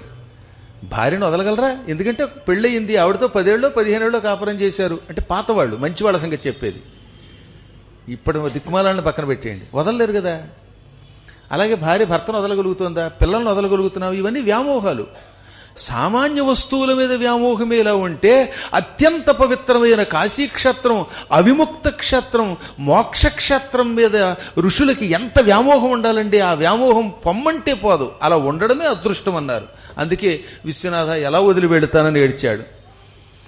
ఈ బిల్వవనం వదిలితే రేపు పొద్దున ఈ తోట ఏమైపోతుందో, ఎవడు కబ్జా చేస్తాడో, ఈ చెట్లు ఏమవుతాయో, ఈ మల్లె పువ్వులు అమ్మవారికి, విఘ్నేశ్వరుడికి, కుమారస్వామికి ఉపయోగిస్తారో లేక ఆడవాళ్లు జడల్లో పెట్టుకుంటారో ఏమిటో అని కాసేపు బెంగ పెట్టుకున్నాడు. కాలభైరవ, నేను నీ ఎంత సేవ చేశాను స్వామి, రోజు నిన్ను తలుచుకున్నానే. వటుకనాథ కాలభైరవ అని నిన్ను తలుచుకోకుండా ఏనాడు పడుకోలేదు.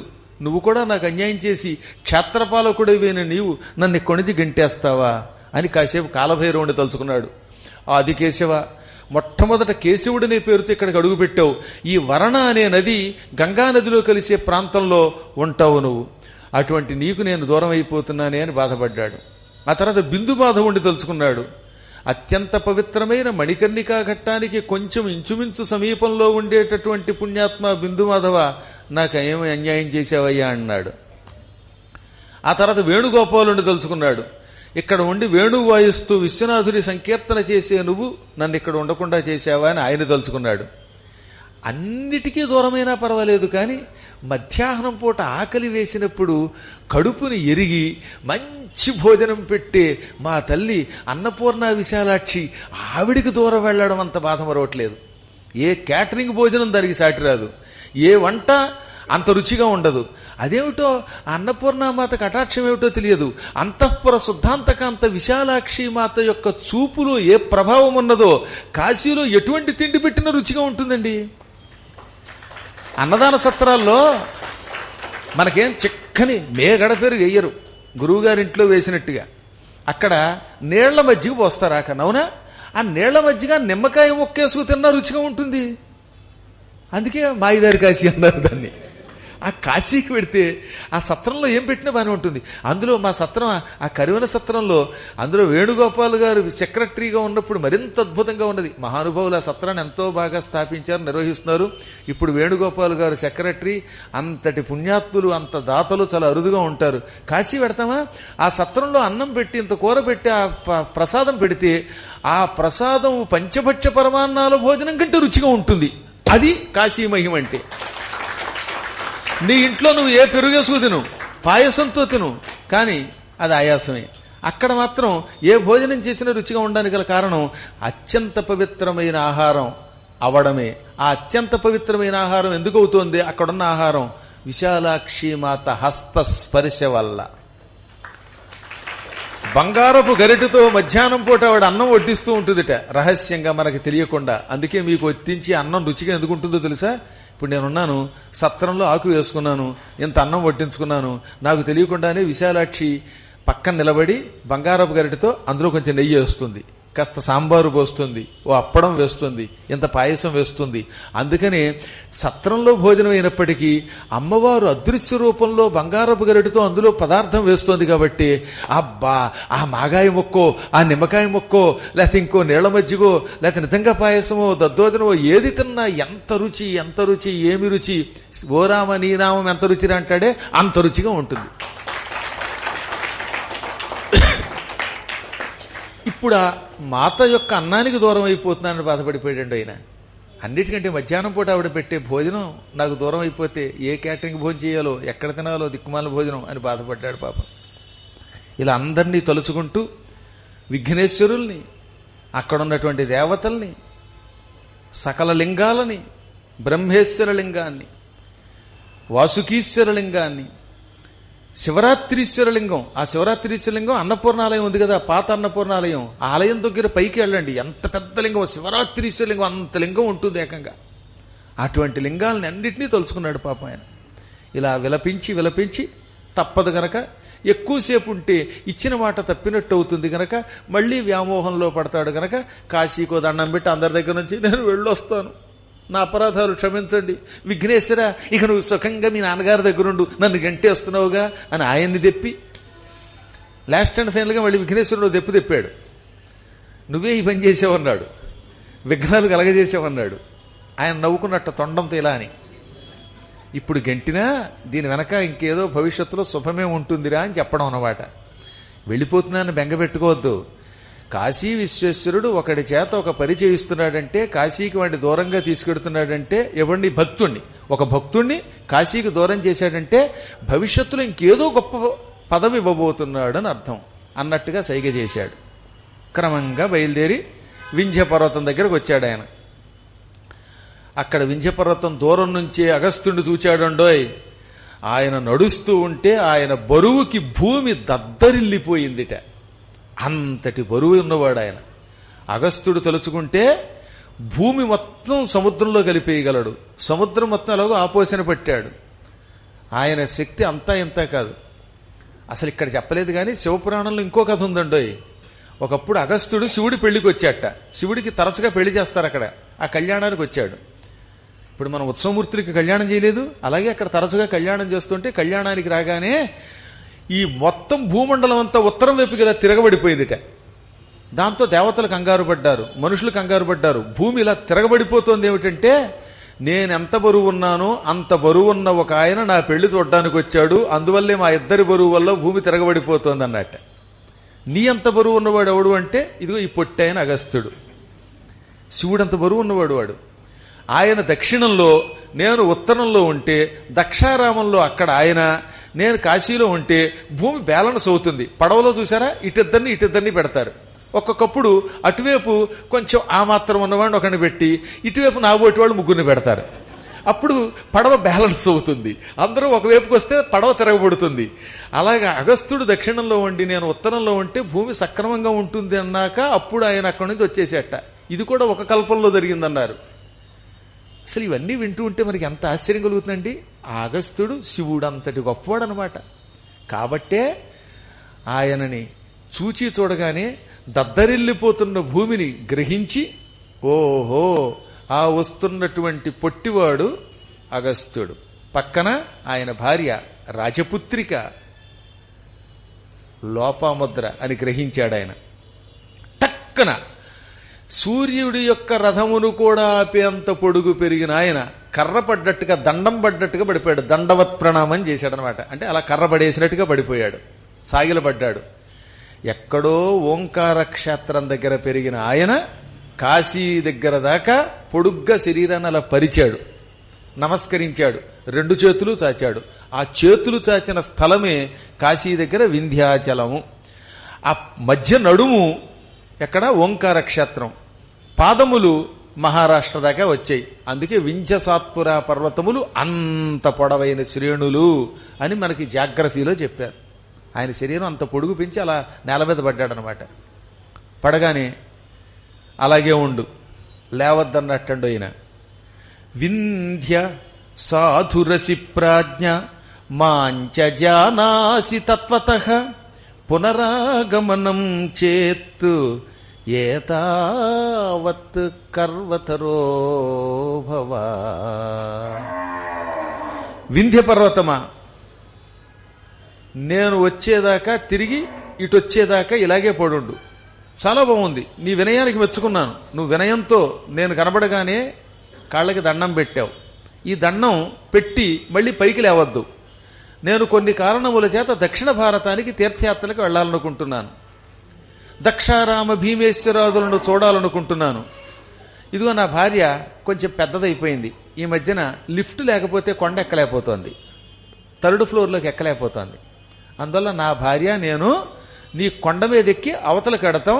మళ్ళీ మేము తీర్థయాత్రలు ముగించుకుని తిరిగి నీ కొండెక్కి అవతలకు వచ్చేదాకా నువ్వు ఇలాగే పడుండు. లేచావా నా ప్రభావం నీకు తెలుసు అని చెప్పాడు ఆయన. మాంచ జానాసి తత్వత అంటే నన్ను నువ్వు బాగా ఎరుగుదువు అంటే అర్థం ఏంటి? నేను చెప్పినట్టు వినకపోతే నీ సంగతి చూస్తాను. వాతాపి ఎల్వలుండి చంపినట్టుగా చంపారేస్తాను, సముద్రం తాగినట్టుగా తాగేస్తాను నేను. జాగ్రత్త, నా ప్రభావం నీ వెరుగుదువు. నేను తిరిగి వచ్చేదాకా ఇలాగే పడుంటావా, పైకి మళ్ళీ లేస్తావా అంటే మళ్ళీ లేస్తే ఇంక లేవను కదండి, అస్సలు ఆ పని చేయనండి. మీరు తిరిగి యువతల ఒడ్డుకు వచ్చేదాకా నేను ఇలాగే పడుంటానండి అన్నట్ట. అని ఎప్పుడు వస్తారండి అన్నట్ట. అది నీకు అనవసరం, డేట్ ఇవ్వడం కుదరదంతే, నీ ఫేట్ అంతే. ఇవ్వను డేట్, ఇది నీ ఫేట్, ఇంకా లేట్ చేయకుండా అలా పడుండు అనగానే అలాగే తల ఊపాడు. కొండెక్కి అవతల ఒడ్డుకి వెళ్ళిపోయాడు ఆయన. అవతలకు వెళ్ళాడు. ఇంక వెళ్ళిన తర్వాత నుంచి ఈ వింధ్యపర్వతం పరిస్థితి ఏమిటో తెలుసా? అక్కడ అడుగులు చప్పుడైతే చాలు అగస్త్యుడొచ్చాడా అని చూడడం మొదలెట్టాట. వస్తాడేమో, వచ్చాక మళ్ళీ పైకి లేద్దామని. ఇక మళ్ళీ ఆయన రాలేదు, ఆయన అలాగే పడున్నాడు. ఇక్కడ మీకు అనుమానం రావాలి కదా. నిన్న మీకేం చెప్పాను? విశ్వేశ్యం శరణం యామి అన్నాడా? నేను పొడుగుగా పెరిగే ముందు విశ్వేశ్వరుణ్ణి శరణు కోరుతున్నాను అన్నాడు. విశ్వేశ్వరుణ్ణి శరణు కోరిన తర్వాత పొడుగు పెరిగితే ఇప్పుడు ఈయన పరిస్థితిలో అయ్యిందేమిటి అని మనకు అనుమానం రావాలిగా. విశ్వేశ్వరుణ్ణి శరణు కోరాడు గనకే వీడు చేసింది పిచ్చి పనైనా వీడికి ఒక మహాయోగం పట్టిందండోయ్. కొద్ది రోజుల పాటు ఏ ముని అటువైపు వచ్చినా అడుగుల చప్పుడు విన్నా అగస్త్యుడు వస్తాడేమో, మళ్ళీ యువతలకు వస్తాడేమో, వచ్చాక మళ్ళీ పెరుగుదాం, నా గొప్పతనం చూపిద్దాం అనుకుంటూ ఉండేవాడు ఆయన. కానీ అగస్త్యుడు రాలేదు. సరిగదా ఈయన ఇలాగే పడున్నాడు. ఈయన ఇలా పడుకుంటారు కానీ వెంటనే ఏమైపోయింది? సూర్యరథం యథాతథంగా వెళ్ళిపోయింది. సూర్యుడు తిరగడం వల్ల మేరువు చుట్టూ ప్రదక్షిణం చేయటం, మళ్లీ కాలచక్రం అంతా సక్రమంగా జరగడం, మేరువుకి ఖ్యాతి రావడం, ఇదంతా జరిగింది. ఇప్పుడు ఈయన బెంగ పెట్టుకున్నాడు. విశ్వేశ్వర, పొడుగు పెరిగేటప్పుడు నేను నిన్ను తలుచుకున్నా, నాకు ఈ అవమానం వచ్చిందేంటి? ఇదివరకు ఉన్న పొడుగు కూడా పోయింది. ఇదివరకు నేను ఎంతో ఉన్నతంగా ఉండేవాణ్ణి, అగస్త్యుడి కోసం వంగిపోయాను, దాంతో మొదలు ఉన్న వైభవం కూడా పోయింది. చూసారా? అందుకనే ఇతరుల మీద ఈర్ష్య పడితే ఉన్నది కూడా పోతుందిట. తనకి లేదని ఏడిస్తే ఒక కన్ను, పక్కవాడికి ఉందని ఏడిస్తే 2వ కన్ను పోయాయి అని సామెత ఉన్నది. వాడున్నాడు, నాకు లేదోయ్, నాకు అది లేదోయ్, ఇది లేదోయ్ అని ఏడ్చాట. ఏడవగా ఒక కన్ను పోయిందిట పాపం. దాంతో వీడేం చేశాడు? తనకి లేదని ఏడుపుతో పాటుగా ఉన్న కన్ను పోయింది, పక్కవాడికి అది ఉంది, వాడికి 3 అంతస్తులున్నాయి, వీడికి 2 అంతస్తులున్నాయి, వాడికి కంకణం ఉంది, వీడికి గండపెండేరం ఉంది అని ఏడవడం మొదలెట్టాట. దాంతో 2వ కన్ను కూడా పోయింది. అందువల్ల లేదు అని ఏడవద్దు. ఏడిస్తే ఒక కన్ను పోతుంది, పక్కవాడికి ఉందని ఏడిస్తే 2వ కన్ను పోతుంది. అనగా ఉన్న వైభవాన్ని కోల్పోతాడు. ఇతరుల కోసం ఏడవకూడదు. అందుకనే దాంతో ఉన్నది కూడా పోయింది పాపం ఆయనకి. అందుకని ఏం చెప్పాడు? కళానాంతే న కుశలి విశ్వం విశ్వేశ రక్షితం. ఈ విశ్వం అంతా విశ్వేశ్వరుడి చేత రక్షింపబడుతోంది. పరమాత్ముడు రక్షిస్తున్నాడు దీన్ని. అందువల్ల పరమాత్మ చేత సృష్టింపబడి, పరమాత్మ చేత పాలించబడి, పరమాత్మ చేత సంహరింపబడుతున్న ఈ విశ్వములో ఉన్న వారంతా విశ్వేశ్వర స్వరూపులే. అటువంటి వాళ్ళని గురించి ఏడుపు మొదలెడితే, ఇతరుల వృద్ధిని చూసి ఏడిస్తే అటువంటి వాడు సుఖంగా ఉండడు, ఉన్నది కూడా పోయింది ఇప్పుడు పాపం. అందుకని ఏం చేశాడు ఈయన? ఇక్కడ చెప్పలేదు అది. ఈ విషయాన్ని అగస్త్య సంహితలో చెప్పారు. అందుకే ఆ విషయం ఇక్కడ చెబుతున్నాను మీకు. కొద్ది రోజులు గడిచాక, ఒక 5-6 ఏళ్లు గడిచాక, అయ్యో ఎంతో గొప్పవాడిని అనిపించుకుందామని శరీరం పొడుగ్గా పెంచాను, చివరికి నాకు ఈ కర్మ కాలింది అని ఏడ్చి అమ్మవారిని ప్రార్థించాడు. అమ్మని అద్భుతంగా 5 శ్లోకములలో ప్రార్థించాడు. ఆదిశక్తి, మహాశక్తి అని ఆమెకి బిరుదులు కూడా ఇచ్చాడు. అమ్మవారు ప్రత్యక్షమయ్యింది. నాయన ఏం కావాలి అన్నది. అమ్మా, నేను పూర్వం సుఖంగా ఉండేవాణ్ణి. ఓంకార క్షేత్రంలో జ్యోతిర్లింగం కూడా ఉండేది. ఆ జ్యోతిర్లింగం వల్ల అందరూ నన్ను గౌరవించేవారు. కానీ మేరువు మీద కోపంతో శరీరం పొడుగ్గా పెంచాను. దాంతో అందరూ నన్ను చూచి అవహేళన చేస్తున్నారు. ఉన్న పొడుగు తగ్గిపోయిందని, వీడు అవమానం పాలయ్యాడని, పనికి మాలినవాడురా వీడని అందరూ అంటున్నారు. నాకు పూర్వం కంటే ఎక్కువ కీర్తి రావాలి. ఆ కీర్తి నీ వల్లే వస్తుంది. కాబట్టి నా ముఖ ప్రాంతం దగ్గర నువ్వు కొలువై భక్తులను కలియుగాంతం దాకా అనుగ్రహించు. కలియుగం అంతమయ్యేదాకా నా ముఖం దగ్గర కొలువై నన్ను అనుగ్రహించు. 3 రూపములతో అనుగ్రహించు అన్నాడు. వెంటనే ఆవిడ, నీ ముఖం దగ్గర ఇలా చేతులు చాచావు కదా, చేతులు, ముఖము, ఆ ముఖం లోపల ప్రాంతం, ఇలా నీ శరీరంలో 3 ప్రాంతాల్లో నేనుంటాను. మొదటి ప్రాంతంలో వింధ్యవాసిని లేక వింధ్యాచల నివాసిని అనే పేరుతో కొలువై ఉంటాను. స్వయంభూ విగ్రహ రూపంతో ఉంటాను. అది శక్తిపీఠం. అమ్మవారు సతీదేవి యొక్క అవయవాల్లో బొటనవేలు కూడా అక్కడే పడింది. ఆ ప్రాంతంలో నేను వింధ్యవాసిని అనే పేరుతో కలియుగాంతం వరకు మానవులకి దర్శనమిస్తాను. ఈ వంకతో రోజు నిన్ను తలుచుకుంటారు. రోజు మీరు అక్కడికి వెళ్ళినప్పుడు వింధ్యవాసిని అంటారా లేదా? దుర్గా సప్తశతిలో మార్కండేయ పురాణంలో తతస్థౌనా శయిష్యామి వింధ్యాచల నివాసిని అని ఆవిడే చెప్పింది. ఆ విధంగా అమ్మవారికి వింధ్యాచల నివాసిని అనే పేరు ఉన్నది. ఇది కాకుండా విశ్వాధిక, వేదవేద్య, వింధ్యాచల నివాసిని అని లలితా సహస్రనామంలో ఉన్నది. అగస్త్య సంహితలో ఇదే ప్రకారంగా వింధ్యాచల నివాసిని అని ఒకసారి, వింధ్యవాసిని అని ఒకసారి, వింధ్యాద్రి దమనవాసిని అని ఒకసారి పిలిచారు. ఈ విధంగా అమ్మవారు వింధ్యాచల నివాసిని అనే పేరుతో ఇక్కడ ఉంటుంది గనక ప్రజలు నిన్ను తలుచుకుంటారు. నీ కీర్తి పెరుగుతుంది. నన్ను చూడ్డానికి రావడం వల్ల నిన్ను తలుచుకుంటారు, నీ కథను తలుచుకుంటారు. భక్తుల పాదధూళి నీ కొండ మీద పడుతుంది. దాంతో నువ్వు పరమ పవిత్రుడు అయిపోతావు. ఈ ప్రపంచంలో అన్నిటికంటే గొప్పది భక్త పాదధూళి. పరమ భక్తులంతా అక్కడికి వస్తారుగా, వాళ్ళ కాలి కింద దుమ్ము పడుతుంది నీ కొండ మీద. దాంతో నువ్వు తరిస్తావు. నీ ముఖ ప్రాంతం, చేతులున్న ప్రాంతం నేలతో సమానంగా ఉండడం వల్ల కొండ అయినప్పటికీ కొండ కానట్టుగా కనపడుతుంది. ఆ తరువాత చేతులు దాటి ముఖ ప్రాంగణం దగ్గర కొండ గుహ ఒకటి ఏర్పడుతుంది. ఆ కొండ గుహలో కాళీ అనే పేరుతో కొలువు ఉంటాను. ఇప్పటికి కూడా కాలినడకన వెళ్లొచ్చు. వింధ్యాచల నివాసిని దగ్గర నుంచి అష్టభుజాదేవి దాకా నడిచి వెడితే మధ్యలో కాళీ కోఫ్ అని కనపడుతుంది. హిందీలో ఖోఫ్ అన్న, ఖోఫ్ అన్న గుహ. గుహ అనే శబ్దం అలా మారిపోయిందనమాట. ఇక్కడ కాళికాదేవి రూపంలో ఉంటానన్నది. చిన్న గుహ, అందులో కాళిక ఉంటుంది. ఇది 2వ రూపం. ఈ తర్వాత కంఠ ప్రాంతం దగ్గర అష్టభుజాదేవి అనే పేరుతో 8 భుజములతో అమ్మవారు ఉంటుంది. అది అక్కడే సీతాదేవి రాముడితో కొంతకాలం పాటు వనవాసం చేస్తున్నప్పుడు ఓసారి వర్షాకాలం వచ్చింది. ఆ వర్షాకాలంలో గంగంతా పరవళ్లు తొక్కుతోంది, బురద నీరు. ఆ టైంలో ఏమెరగనట్టుగా రాముడు, ఈ బురద నీరు తాగలేను, చక్కని స్వచ్ఛమైన మంచినీళ్లు కావాలి, ఇప్పటికిప్పుడు కావాలన్నాడు. సీతకి ఇది ఒక అగ్ని పరీక్ష. రాముడు అడిగితే కాదని అనకూడదు. మంచినీళ్లు లేవు, ఉన్న బురద నీళ్లు వద్దంటున్నాడు ఆయన. ఆ బురద నీళ్లు పట్టుకొచ్చి కుండలో పోసి వడకట్టి మర్నాడిస్తాను అని చెప్పలేదు. నా దగ్గర ఏమున్నాయి నీళ్లు అనలేదు ఆవిడ. వెంటనే అమ్మవారిని ప్రార్థించింది. వింధ్యాచల నివాసిని ప్రార్థించగానే అప్పుడు అమ్మవారు 8 భుజములతో దర్శనమిచ్చి, నీ పేరు మీదుగా సీతాకుండం ఏర్పాటు చేస్తున్నాను. ఇక్కడ కొండ మీద ధార వస్తుంది.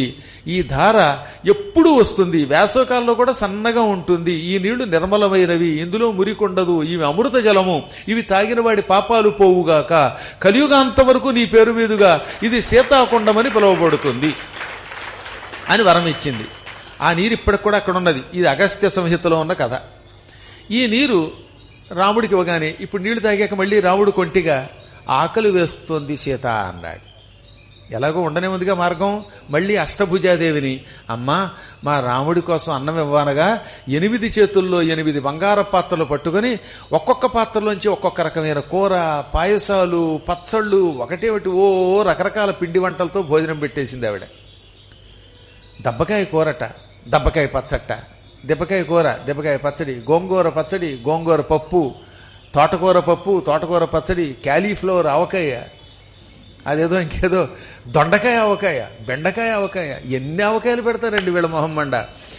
ఆ రోజుల్లో అమ్మవారి దగ్గర నుంచి నేర్చుకున్నదే, కానీ వీళ్ళంతా ఇప్పుడు ఏదో మేమే గొప్పగా అనుకుంటారు. కానీ ఇవన్నీ ఆ జగన్మాత ఎన్నో రకాలట. ఉల్బణంట, అనుల్బణంట, ఉప్పు వేసిందిట, వెయ్యిందిట, పప్పు ఉన్నదిట, లేనిదిట, తీపి ఉన్నదిట.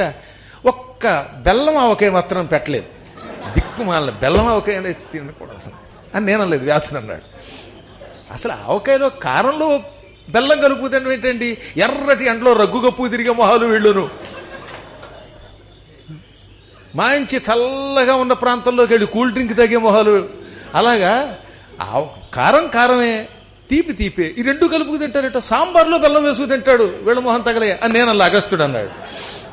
సరే, ఏమైతేనే రకరకాల పిండి వంటలు, రకరకాల ఆహార పదార్థాలు, కూరలు, అప్పడాలు, బప్పడాలు, వీటినన్నిటినీ అమ్మవారు ఇవ్వగానే ఆ తర్వాత అమ్మకి నమస్కరించి, అమ్మ ఈ కొండ గుహలో నా కోసం దర్శనమిచ్చి ఆహారం పెట్టావు, కలియుగాంత వరకు అష్టభుజాదేవి పేరుతో ఈ కొండ గుహలో ఉండమనగా ఆవిడ అలాగే ఆరోపంతో అక్కడ కొలువయ్యుంది. ఆ అష్టభుజాదేవి దగ్గర గుహలోకి చాలా కష్టపడి దూరతామండి. సన్నగా ఉన్నవాళ్ళు, నాలాంటి వాళ్ళు దూరగలరు, ఇంత లావుగా ఉన్నవాళ్ళు దూరగలరు. ఎవరైనా దూరగలుగుతారు. అదేంటో విచిత్రం.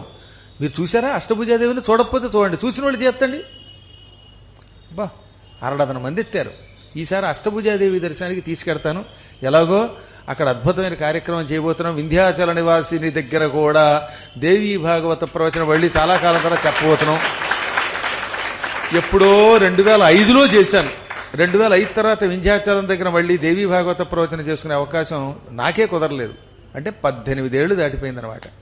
ఆఫ్టర్ 18 years మళ్ళీ అక్కడ చేయాలని ఒక గొప్ప సంకల్పం వచ్చింది. చూద్దాం, భగవంతుడి నిర్ణయం ఎలా ఉంటే అలా జరుగుతుంది.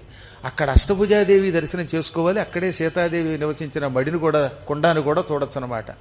ఈ విధంగా వింధ్య పర్వతానికి అమ్మవారు 3 వరాలిచ్చి వింధ్యాచల నివాసిని, కాళీ, అష్టభుజాదేవి అనే పేర్లతో ఉంటానని మాట ఇచ్చింది.